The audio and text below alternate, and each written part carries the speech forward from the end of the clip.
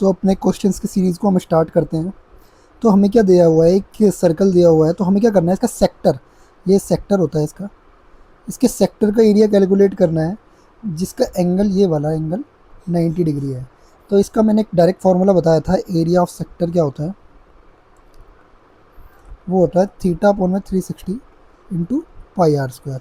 तो थीटा कितना है, 90, 360 इंटू पाई आप रख लीजिए यहाँ पे, और रेडियस कितनी है इसकी, 10 का स्क्वायर, तो ये हो जाएगा 4, ऊपर हो जाएगा 100 पाई बाई 4, 25 पाई।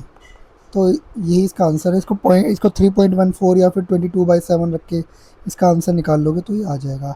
अगर आपको निकालना है, वैसे हम निकाल सकते हैं इसको, कि हम 25 पाई पर ना जाकर हम यहीं पर करते हैं कैलकुलेट से, 3.14/4, ठीक है।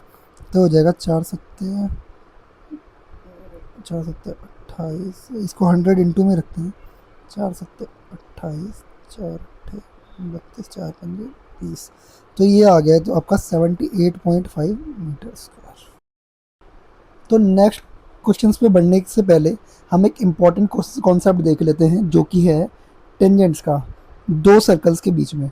तो दो टाइप की टेंजेंट्स होती हैं, जिसमें क्या है कि एक होती है डायरेक्ट कॉमन टेंजेंट, एक होती है ट्रांसवर्स। तो डायरेक्ट क्या होती है, सेम साइड पर है, तो जिस जिस तरीके से आप देख सकते हो, इस तरीके से क्या है कि सेम साइड पर है, तो इनको कहते हैं डायरेक्ट कॉमन टेंजेंट। और जो ये इस टाइप से जो टेंजेंट होती है, इसे कहते हैं ट्रांसवर्स कॉमन टेंजेंट, ठीक है।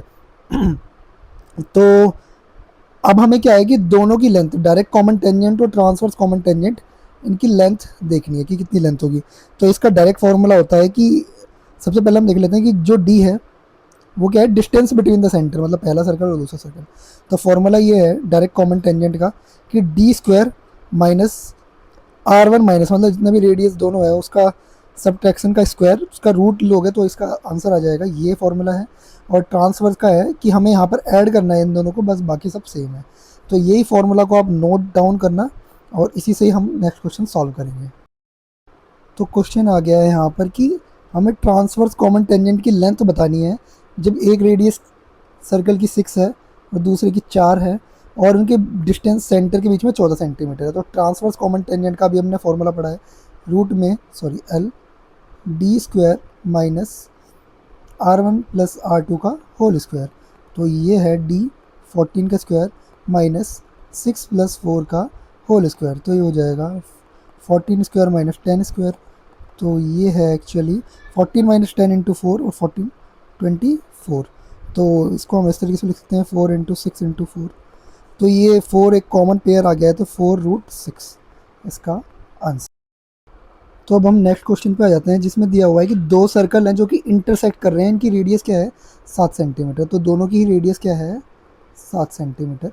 और उनकी जो कॉमन कॉर्ड है, यानी कि ये जो ए बी कॉमन कॉर्ड है।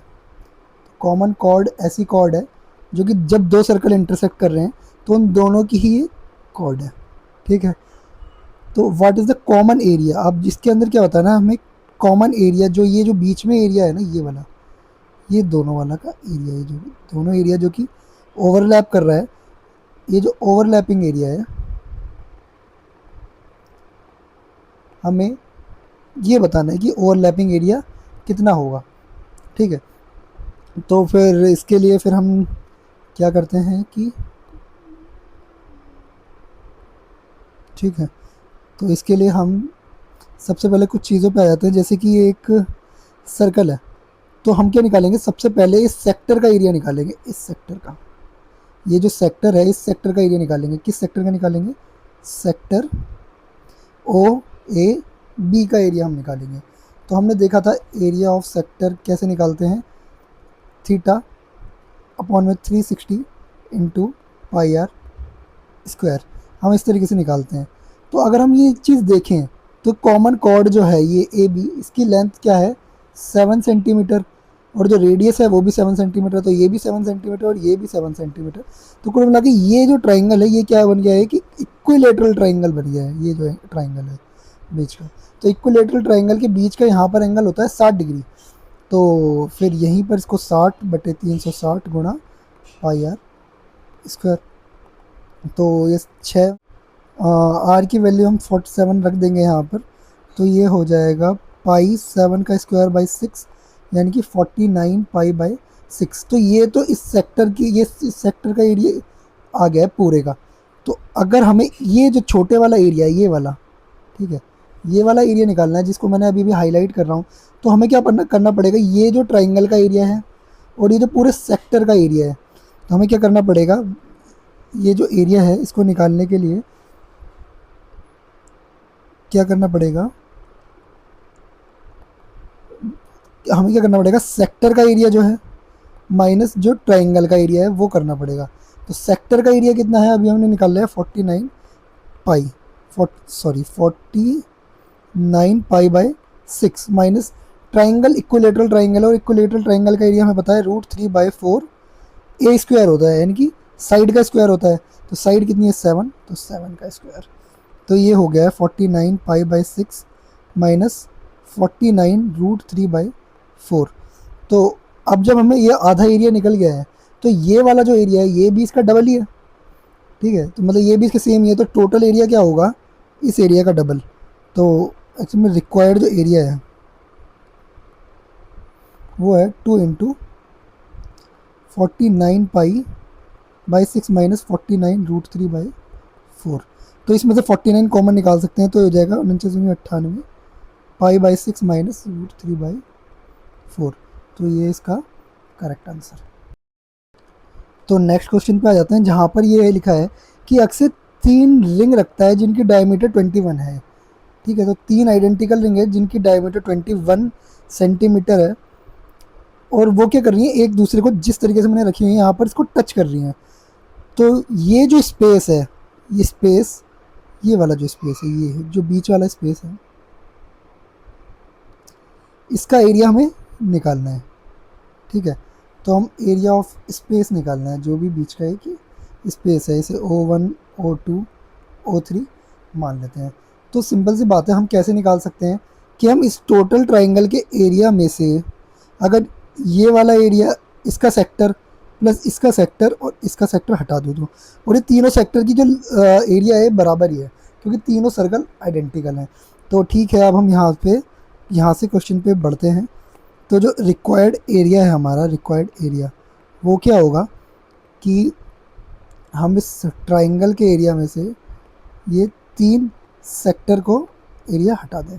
तो सिंपल सी बात है, क्योंकि इन सब की रेडियस भी बराबर है, तो ये जो ट्राइंगल की लेंथ है ये भी बराबर है। कैसे, ये आर है, ये आर है, ये भी आर है, ये भी आर है, ये भी आर है, और ये भी आर है। तो कुल मिला के इनकी, इसकी हर एक साइड की लेंथ कितनी है, 2r, 2r, ठीक है। तो ये इक्विलेटरल ट्राइंगल है, और इक्विलेटरल ट्राइंगल का फॉर्मूला क्या होता है, √3/4 साइड का स्क्वायर माइनस, अब सेक्टर का एरिया क्या होता है, 3 × θ/360 × πr²। तो अब हम इसी के अंदर यहाँ पर डालेंगे, क्योंकि एक इक्विलेटरल ट्राइंगल है तो इसका एंगल 60 डिग्री होगा। तो √3/4, इसकी साइड क्या है 2r, तो 2r एक्चुअली डायमीटर के बराबर होती है, जो हमें 21 दे रखा है। तो हम क्या करेंगे, 21 का स्क्वायर माइनस 3 इंटू एंगल है 60 में 360 गुना पाई को 22/7 ही रखने के लिए बोला है, और आर कितना है इसका, आर क्या हो जाएगा हमारा 21/2। तो यहाँ से अगर हम निकालेंगे आर 21/2, तो ये हो जाएगा 21/2 का होल स्क्वायर, ठीक है। अगर हम इसको, रूट की वैल्यू दी हुई है 1.732 रखने के लिए, और मैं ये 21 का स्क्वायर हो जाएगा 441, इसको 6 में चढ़ जाएगा, 3 दूनी 6, ये 11 में कट जाएगा, तो ये आ जाएगा 11/7 गुना 441/4, ठीक है। तो अब इसको आप सॉल्व कर लेना, सॉल्व करने के बाद जो आंसर आएगा 17.7 सेंटीमीटर स्क्वायर।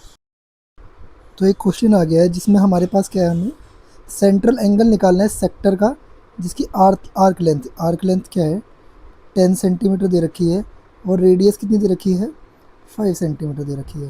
तो मैंने आपको एक फार्मूला बताया था L = r थीटा, तो यहाँ पे यही यूज़ होगा। तो L कितना है 10, R कितना है 5 इंटू थीटा, थीटा = क्या हो जाएगा 10/5, 2 रेडियन इसका आंसर। तो इस क्वेश्चन में हमें एक सर्कुलर पार्क दिया हुआ है और इसके चारों ओर एक 1.5 मीटर, एक 1.5 मीटर चौड़ा एक पाथ बनाया गया है, ठीक है। तो इसकी रेडियस कितनी दे रखी है, 14 मीटर, और इसके भी अराउंड 1.5 मीटर का चौड़ा पाथ बनाया गया है। तो इस पाथ का अप्रोक्सीमेट एरिया निकालना है, ये जो पाथ है ये वाला। तो सिंपल सी बात है कि इसका जो एरिया होगा वो क्या होगा, अगर मैं बड़े वाला जो सर्कल है, ये वाला सर्कल, उसमें छोटे वाला सर्कल घटा दूँ तो ये हो जाएगा पाई। काम करते हैं, जो बड़े वाला है इसकी आर मान लेते हैं। तो आर की वैल्यू कितनी होगी, 14 प्लस 1.5 यानी कि 15.5। तो pi R square minus pi R square, R ये छोटे वाला है, तो ये है पाई को हम मान लेते हैं 22/7। आर स्क्वायर कितना हो जाएगा, बड़े वाला 15.5 का स्क्वायर, छोटे वाला क्या है 14 का स्क्वायर। तो ये हो जाएगा 22/7, 15.5 माइनस 14 और 15.5 प्लस 14, इसमें से घट जाएगा 1.5, ये हो जाएगा 29.5। अब इसको सॉल्व कर लेना, इसका आंसर आ जाएगा। तो अभी एक नेक्स्ट क्वेश्चन है, इसके अंदर क्या दे रखा है कि रिंग शेप डिस्क है। तो रिंग किस टाइप की होती है, इस टाइप की होती है। ये रिंग शेप डिस्क है जिसका आउटर रेडियस तो 10 सेंटीमीटर दे रखा है और जो इन रेडियस है वो 7, इनर रेडियस जो है 7 सेंटीमीटर दे रखा है। तो हमें क्या बताना है कि जो रिंग का एरिया है, यानी कि ये वाला जो एरिया, जो रिंग का एरिया है, एरिया ऑफ रिंग अपॉन में जो इसका रेशो बताना है, एरिया ऑफ रिंग का होल आउटर सर्कल, यानी कि पूरा का पूरा ये। तो अगर मैं छोटे वाले को आर मानता हूँ, बड़े वाले की रेडियस को आर, यानी कि पाई आर स्क्वायर, ये हमने निकाला। तो एरिया ऑफ रिंग कितना होगा, यार सिंपल सी बात है, पाई बड़े वाले का आर स्क्वायर, जो कि हमने करा था माइनस छोटी रेडियस और में पाई आर स्क्वायर। तो पाई से पाई हट जाएगा, तो कुल मिला के बड़ा आर कितना है हमारा 10, 10 का स्क्वायर माइनस छोटा आर 7 और 10। तो ये हो जाएगा 100 माइनस 49 अपॉन में 100, 51 अपॉन में 100। तो अब यहाँ पर एक चीज़ देखने वाली बात है, यहाँ पे लिखा हुआ है अप्रॉक्सीमेट। तो अप्रॉक्सीमेट ये क्या है, इसको 50/100 मान के हम क्या कर सकते हैं, 1/2 के अराउंड मान सकते हैं। तो 1/2 इसका करेक्ट आंसर है।